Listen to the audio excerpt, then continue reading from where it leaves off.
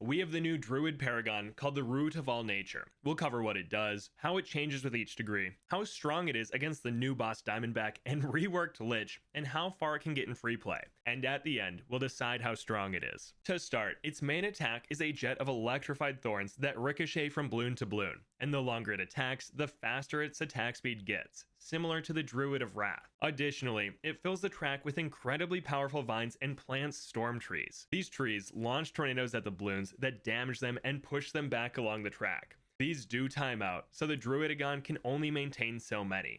That being said, the rate at which he plants them is based on his attack speed, so extra degrees and keeping him attacking lets him keep more storm trees out there. He also generates money based on the size of your banana farm empire. The more farms you have down, the more he makes at the end of each round, every time he pops a bad bloon, and every time you reach a boss skull. So there are plenty of ways for him to make money. And the storm trees also count as banana farms for this equation. On top of this, he has one toggleable ability, Primordial Wrath. When on, he turns a dark purplish red and gains a massive damage boost, but it drains cash over time and no money can be generated from towers while this ability is active. And finally, he buffs the heck out of his bro Hbomb if you have him down too. He comes in at $475,000 on medium, so there are 5 paragons cheaper than it and 7 that are more expensive. As for what he looks like, degrees 1 to 19, he has a white and gold robe with a cape made of leaves. Coming out of his hood, he has gold and purple antlers with leaves and purple spikes nearby.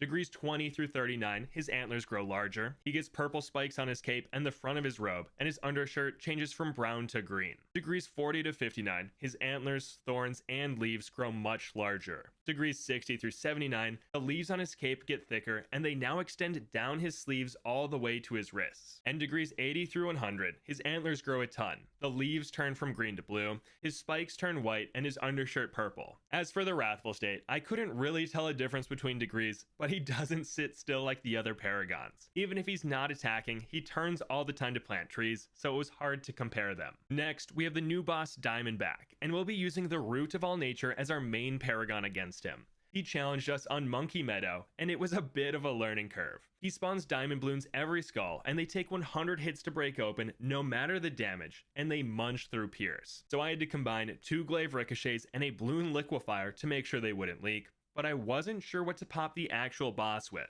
I went with the classic sticky bomb ninja for the job, but it took a while. In hindsight, I should have taken more advantage of the segments. You see, he's made up of a head, tail, and 7 body parts, and each one counts as a separate bloon that can be independently damaged, even though they share a single total health bar. And you don't want to hit the head, as that reduces the pierce of the attack down to 0. This is why you see sticky bombs randomly throughout his body. I could have added in a second sticky bomb, or maybe some overdrives in the top square, but either way, we managed to take him out on round 49 and farmed our way through it. This went significantly better in the tier 2 fight because we started to get pops on the Druid by using Populus, an Avatar of Wrath, and a Spirit of the Forest. This did plenty of damage to him. All the projectiles and vines on the track destroyed the diamond bloons and got us about 750,000 pops on our druids. Being able to do this is what makes a paragon go from good to great in my mind. If you can defend well or farm a bunch of money on the sub towers, it just gets so easy to make a high degree paragon later on. I continued to defend with druids until round 80, where we made the Root of All Nature. We were a bit low on money here, but the pops and upgrades sacrificed let us get a degree 31 for the tier 3 fight. And because most of the map was filled with monkeys or farms, all of his storm trees got placed in the middle, which was funny and nice. Between the vines and trees, I thought we'd smoke the diamond bloons, but boy was I wrong. They filled the map and easily got to the exit. I guess spawning 15 diamonds per remaining segment will do that to ya. But adding in a Glaive Lord and Bloon Solver near the back solved this no problem, and the Druidagon tore Diamondback apart. On top of popping him though, he generated over $10,000 every skull popped and round that went by thanks to us having so many farms down. This helped us get more paragons, though the next 2 tiers were pretty uneventful. We added the Ninjagon for round 100 and the Master Builder and Goliath Doomship to end it, both of which we popped him before the second loop. What was fun though was leaving the Root of All Nature in Wrathful mode the entire final fight, letting it rack up almost 20 million pops even with it only being a degree 31, though we did spend about $650,000 to maintain it. The Druids did much better versus the reworked Lych though. Instead of getting his health back every time Lich steals buffs or when you sell a tower, Lich now has the regrow property and gets a portion of his health back every 9 seconds. This can be removed, but every time Lich drains buffs from towers nearby, he gets the regrow property back. So make sure you have plenty of regen stripping towers on the field to keep it at bay. Lich still turns ethereal on skulls, but now spawns 5 weaker Lich souls spaced out along the track that have to be destroyed to return him to regular form. They no longer passively drain lives, but will spawn their own additional zombie Moabs over time. And Lich periodically places tombstones on the track that also spawn zombie Moabs of an increasing tier over time until it's destroyed. So we want to take those out quickly. And while selling towers no longer heals them, the sellback value is passively reduced by a flat 35% while he's in play.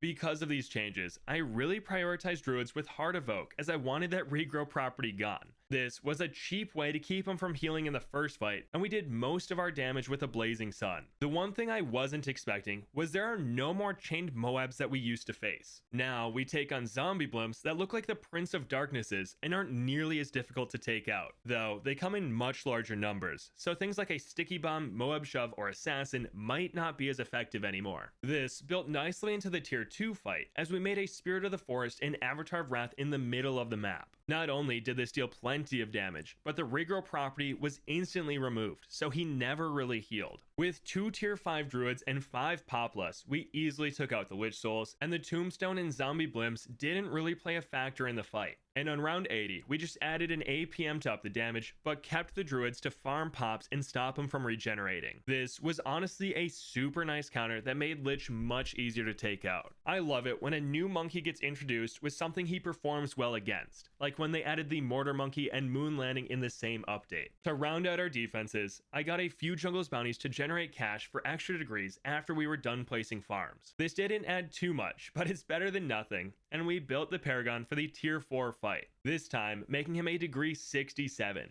And he tore Lich apart, going through his ethereal phase in just a few seconds every time, especially when we put him in Wrathful mode. Something interesting though, is the Root of All Nature doesn't strip the regrow property. We couldn't tell here because all our overclocks were removing it with their foam, but when we made them into a master builder for the tier 5 fight, Lich was constantly healing. It didn't really matter because we had plenty of damage, but that was not something I was expecting. Maybe the Druidagon deals extra damage to regrow Bloons that you actually wanted on Lich in some cases. I don't know. But what was fun was he was attacking so fast that he could maintain 24 Storm Trees for the final fight, way more than normal. Here, the Druid Paragon felt very strong, especially compared to our Diamondback game. Maybe because I made him later on for the tier 4 fight, so he had way more degrees. Maybe it's because he counters Lich super well, or maybe Diamondback is strong against him. I don't really know yet, but it's probably a combo of the three. And with that, we have one test left. Time to see how far he can get in free play.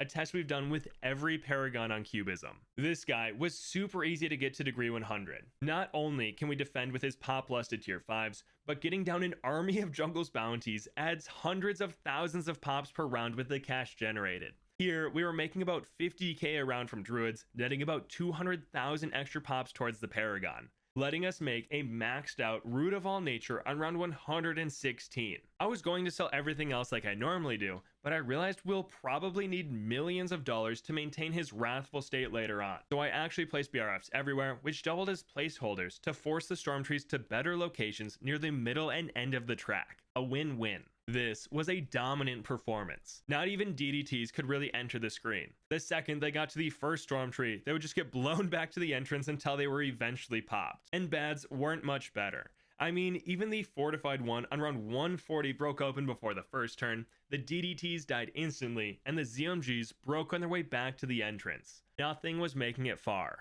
The only thing was this run took forever. It started fast, as even a single tree in the vines would keep the rounds moving, but once we got to the mid to late hundreds, fortified ZMGs would get stuck at the start of the track and take minutes to break open. There was normally only one tree attacking them, and the passive vines weren't doing that much damage out there. In the 170s and 80s though, bads would actually make it around the first couple corners, and it was fun to see their insides get popped as they were traveling backwards along the track. This process took so long that I went out and watched a couple episodes of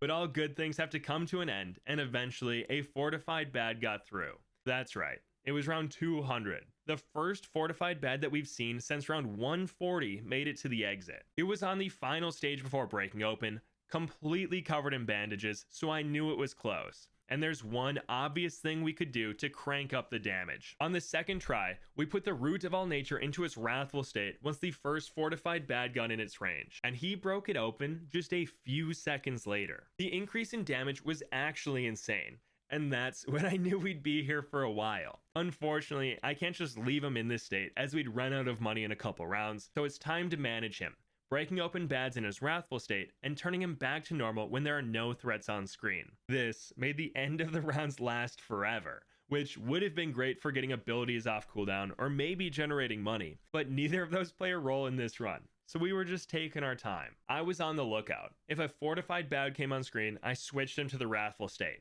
If not, I just let it run until round 211, where a normal bad got through. This caught me off guard. I knew it would happen eventually, but I did not expect it to happen only 11 rounds later. We did manage to break it open at the back of the track, but the DDT zoomed through to the point where we didn't really have a chance of stalling them with the Storm Tree. So here on out, I switched him to red mode anytime a bad came on screen, fortified or not. What's impressive is that this already beat the Bombagon and Goliath Doomship's score on this test. The Prior got to round 208 and the Asagon 202. But just about every round, I had to toggle him on for a few seconds to break open some bads and switch him back off. I was terrified of running out of money, so I was leaving him on as little as possible. I know we have $15 million and we can sell every farm and the NFT. But boy, that would suck if we lost in the 200s or 300s because of money. So I was playing it safe. This brings us to round 231, which actually got us with something other than a bad. The start of the round had so many DDTs that they got through our tornadoes and leaked. So this was the only time the entire run I toggled on the Paragon to pop DDTs faster. When in red mode, the tornadoes just popped DDTs and didn't give them a chance to squeak by. And there were 4 bads right after them that we had to break open anyway, so it wasn't like a waste or anything. What's exciting about this round though is getting past round 231 actually beat the Spactagon for the top score. No Paragon has made it this far in one of my videos before. And honestly, we're not close to being done.